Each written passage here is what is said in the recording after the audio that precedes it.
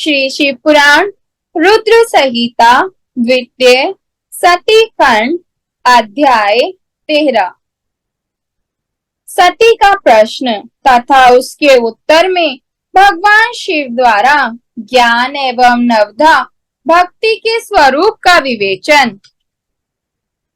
कैलाश तथा हिमालय पर्वत पर श्री शिव और सती के विविध विहारों का विस्तार पूर्वक वर्णन करने के पश्चात ब्रह्मा जी ने कहा, मुने, एक दिन की बात है, देवी सती एकांत में भगवान शंकर से मिली और उन्हें भक्ति पूर्वक प्रणाम करके दोनों हाथ जोड़ खड़ी हो गईं। प्रभु शंकर को पूर्ण प्रसन्न जान नमस्कार करके विनीत भाव से खड़ी हुई दक्ष कुमारी सती भक्ति भाव से अंजलि बांधे बोली। सती ने कहा, देव देव महादेव, करुणा सागर प्रभु, दीनों उद्धार परायण महायोगिन, मुझ पर कृपा कीजिए। आप परम पुरुष हैं, सबके स्वामी हैं, रजोगुण सत्व गुण और तमोगुण से परे हैं, निर्गुण भी हैं, सगुण भी हैं, सबके साक्षी निर्विकार और महाप्रभु हैं। हर मैं धन्य हूँ जो आपकी कामिनी और आपके साथ सुंदर विहार करने वाली आपकी प्रिया हुई। स्वामिन, आप अपनी भक्त वत्सलता से ही प्रेरित होकर मेरे पति हुए हैं।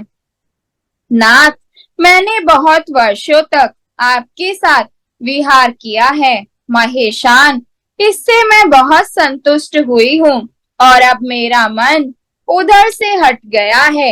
देवेश्वर हर, अब तो मैं उस परम तत्व का ज्ञान प्राप्त करना चाहती हूँ जो निर्तिशय सुख प्रदान करने वाला है तथा जिसके द्वारा जीव संसार दुख से अनायास ही उद्धार पा सकता है।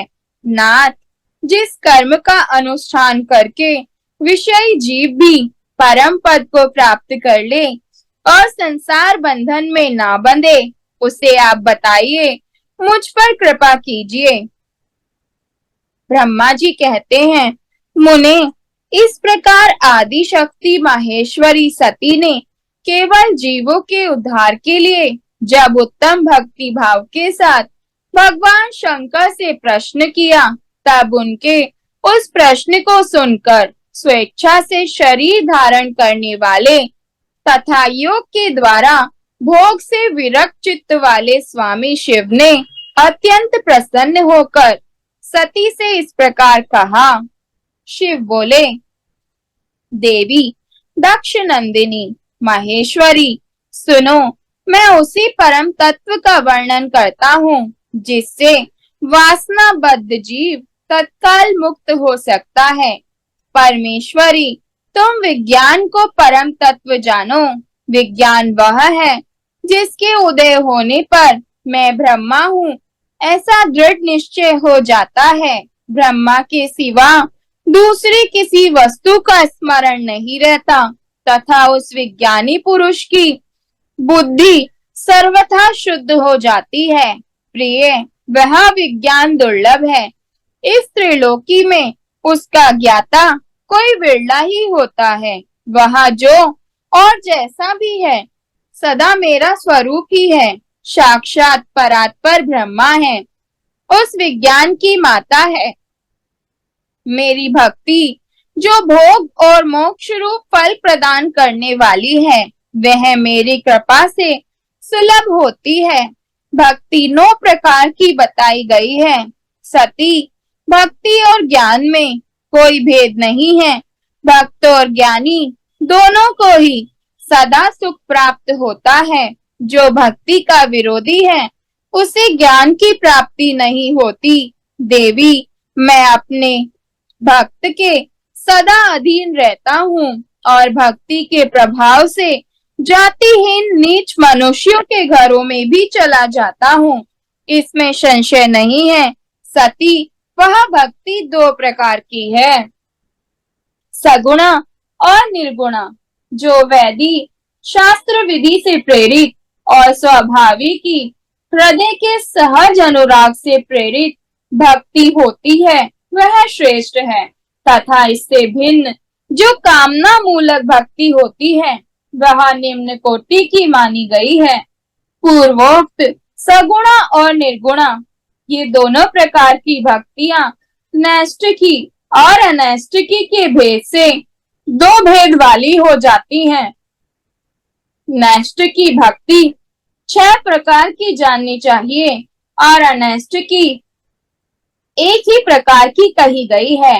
विद्वान पुरुष विहिता और अविहिता आदि भेद से उसे अनेक प्रकार की मानते हैं। इस द्विविध भक्तियों के बहुत से भेद प्रभेद होने के कारण इनके तत्व का अन्यत्र वर्णन किया गया है। प्रिय मुनियों ने सगुणा और निर्गुणा दोनों भक्तियों के 9 अंग बताए हैं। दक्ष नंदिनी, मैं उन 9 अंगों का वर्णन करता हूँ, तुम प्रेम से सुनो। देवी, श्रवण, कीर्तन, स्मरण, सेवन, दास्य, अर्चन, सदा मेरा वंदन, सख्य और आत्मसमर्पण ये विद्वानों ने भक्ति के 9 अंग माने हैं। शिवे, भक्ति के उपांग भी बहुत से बताए गए हैं। देवी, अब तुम मन लगाकर मेरी भक्ति के पूर्वोक्त 9 अंगों के पृथक पृथक लक्षण सुनो। वे लक्षण भोग तथा मोक्ष प्रदान करने वाले हैं। जो स्थिर आसन से बैठकर तन मन आदि से मेरी कथा कीर्तन आदि का नित्य सम्मान करता हुआ प्रसन्नता पूर्वक अपने श्रवण पुटों से उसके अमृतम रस का पान करता है, उसके साधन को श्रवण कहते हैं। जो हृदय काक्ष के द्वारा मेरे दिव्य जन्म कर्मों का चिंतन करता हुआ प्रेम से वाणी द्वारा उनका उच्च स्वर से उच्चारण करता है, उसके इस भजन साधन को कीर्तन कहते हैं। देवी, मुझ नित्य माहेश्वर को सदा और सर्वत्र व्यापक जानकर जो संसार में निरंतर निर्भय रहता है उसी को स्मरण कहा गया है। अरुणोदय से लेकर हर समय सेव्य की अनुकूलता का ध्यान रखते हुए हृदय और इंद्रियों से जो निरंतर सेवा की जाती है वही सेवन नामक भक्ति है। अपने को प्रभु का किंकर समझकर हृदय मात्र के भोग से स्वामी का सदा प्रिय संपादन करना दास्य कहा गया है। अपने धन वैभव के अनुसार शास्त्रीय विधि से मुझ परमात्मा को सदा पाग आदि 16 उपचारों का जो समर्पण करना है उसे अर्चन कहते हैं। मन से, ध्यान और वाणी से वंदनात्मक मंत्रों के उच्चारण पूर्वक 8 अंगों से भूतल का स्पर्श करते हुए जो इष्ट देव को नमस्कार किया जाता है उसे वंदन कहते हैं। ईश्वर मंगल या अमंगल जो कुछ भी करता है वह सब मेरे मंगल के लिए ही है, ऐसा दृढ़ विश्वास रखना सख्य भक्ति का लक्षण है। देह आदि जो कुछ भी अपनी कही जाने वाली वस्तु है वह सब भगवान की प्रसन्नता के लिए उन्हीं को समर्पित करके अपने निर्वाह के लिए भी कुछ बचाकर न रखना अथवा निर्वाह की चिंता से भी रहित हो जाना आत्मसमर्पण कहलाता है। ये मेरी भक्ति के 9 अंग हैं जो भोग और मोक्ष प्रदान करने वाले हैं। इनसे ज्ञान का प्राकट्य होता है तथा ये सब साधन मुझे अत्यंत प्रिय हैं। मेरी भक्ति के बहुत से उपांग भी कहे गए हैं, जैसे बिल्व आदि का सेवन। इनको विचार से समझ लेना चाहिए। प्रिय, इस प्रकार मेरी सांगोपांग भक्ति सबसे उत्तम है। यह ज्ञान वैराग्य की जननी है और मुक्ति इसकी दासी है। यह सदा सब साधनों से ऊपर विराजमान है। इसके द्वारा संपूर्ण कर्मों के फल की प्राप्ति होती है। यह भक्ति मुझे सदा तुम्हारे समान ही प्रिय है। जिसके चित्त में नित्य निरंतर यह भक्ति निवास करती है, वह साधक मुझे अत्यंत प्यारा है। देवेश्वरी, तीनों लोकों और चारों युगों में भक्ति के समान दूसरा कोई सुखदायक मार्ग नहीं है। कलयुग में तो यह विशेष सुखद एवं सुविधाजनक है।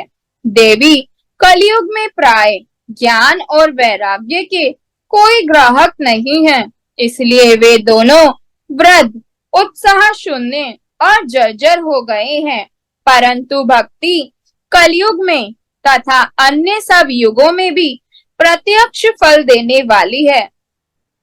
भक्ति के प्रभाव से मैं सदा उसके वश में रहता हूँ, इसमें संशय नहीं है। संसार में जो भक्तिमान पुरुष है, उसकी मैं सदा सहायता करता हूँ, उसके सारे विघ्नों को दूर हटाता हूँ। उस भक्त का जो शत्रु होता है, वह मेरे लिए दंडनीय है, इसमें संशय नहीं है। देवी, मैं अपने भक्तों का रक्षक हूँ। भक्त की रक्षा के लिए ही मैंने कुपित हो अपने नेत्र जनित अग्नि से काल को भी दग्ध कर डाला था। प्रिय भक्त के लिए मैं पूर्व काल में सूर्य पर भी अत्यंत क्रुद्ध हो उठा था और शूल लेकर मैंने उन्हें मार भगाया था। देवी, भक्त के लिए मैंने सैन्य सहित रावण को भी क्रोध पूर्वक त्याग दिया और उसके प्रति कोई पक्षपात नहीं किया। सती देवेश्वरी, बहुत कहने से क्या लाभ, मैं सदा ही भक्त के अधीन रहता हूँ और भक्ति करने वाले पुरुष के अत्यंत वश में हो जाता हूँ। ब्रह्मा जी कहते हैं, नारद, इस प्रकार भक्त का महत्व सुनकर दक्ष कन्या सती को बड़ा हर्ष हुआ। उन्होंने अत्यंत प्रसन्नता पूर्वक भगवान शिव को मन ही मन प्रणाम किया। मुने, सती देवी ने पुनः भक्ति कांड विषयक शास्त्र के विषय में भक्ति पूर्वक पूछा। उन्होंने जिज्ञासा की कि जो लोक में सुखदायक तथा जीवों के उद्धार के साधनों का प्रतिपादक है, वह शास्त्र कौन सा है? उन्होंने यंत्र, मंत्र, शास्त्र, उसके महात्म्य तथा अन्य जीवोद्धारक धर्म में साधनों के विषय में विशेष रूप से जानने की इच्छा प्रकट की। सती के इस प्रश्न को सुनकर शंकर जी के मन में बड़ी प्रसन्नता हुई। उन्होंने जीवों के उद्धार के लिए सब शास्त्रों का प्रेम पूर्वक वर्णन किया। महेश्वर ने पांचों अंगों सहित तंत्र शास्त्र, यंत्र शास्त्र तथा भिन्न भिन्न देवेश्वरों की महिमा का वर्णन किया। मुनीश्वर इतिहास कथा सहित उन देवताओं के भक्तों की महिमा का, वर्णाश्रम धर्मों का तथा राज धर्मों का भी निरूपण किया। पुत्र और स्त्री के धर्म की महिमा, कभी नष्ट न होने वाले वर्णाश्रम धर्म का और जीवों को सुख देने वाले वैदिक शास्त्र का तथा ज्योतिष शास्त्र का भी वर्णन किया। महेश्वर ने कृपा करके उत्तम सामुद्रिक शास्त्र का तथा और भी बहुत से शास्त्रों का तत्वतः वर्णन किया। इस प्रकार लोकोपकार करने के लिए सद्गुण संपन्न शरीर धारण करने वाले त्रिलोक सुखदायक और सर्वज्ञ सती शिव हिमालय के कैलाश शिखर पर तथा अन्य स्थानों में नाना प्रकार की लीलाएं करते थे। वे दोनों दंपति साक्षात परम ब्रह्म स्वरूप हैं।